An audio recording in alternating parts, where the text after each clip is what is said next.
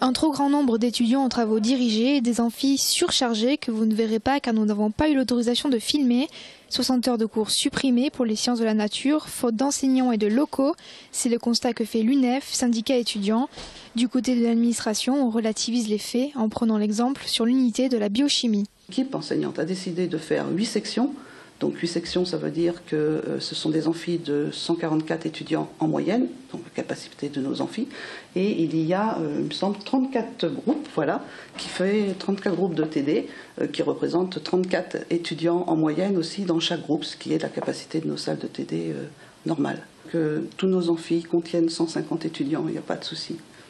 Personne ne s'assoit à côté. La direction reconnaît quand même que ce sureffectif d'élèves a des conséquences. Donc il faudrait plus d'enseignants-chercheurs pour justement répondre à cette demande d'un effectif qui augmente. On a déjà fait des transferts de postes, donc il y a déjà eu 2 postes de plus qui ont été mis en interne.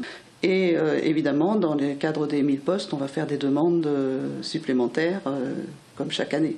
Même constat du côté de l'UNEF, on déplore un manque d'enseignants. Il y a eu un mouvement étudiant qui dure depuis déjà quelques semaines, qui réclame du coup l'embauche de nouveaux postes de professeurs, qui réclame le retour des heures qui ont été supprimées, qui réclame un investissement financier afin de renouveler le matériel pédagogique. Tout ça, on le réclame depuis plusieurs semaines. Donc là, si j'entends que la vice-présidence annonce qu'on va embaucher de nouveaux profs, nous, on est contents, ça veut dire qu'on est enfin d'accord sur le fait qu'il y a un problème de professeurs. Plus largement, l'organisation étudiante remet en question le financement global de l'enseignement supérieur. Quand on a une augmentation du nombre d'étudiants et qu'on a toujours la même somme pour former ces étudiants-là, au bout d'un moment, on se retrouve face à un problème mathématique qui fait qu'on n'a plus tout simplement l'argent pour les former.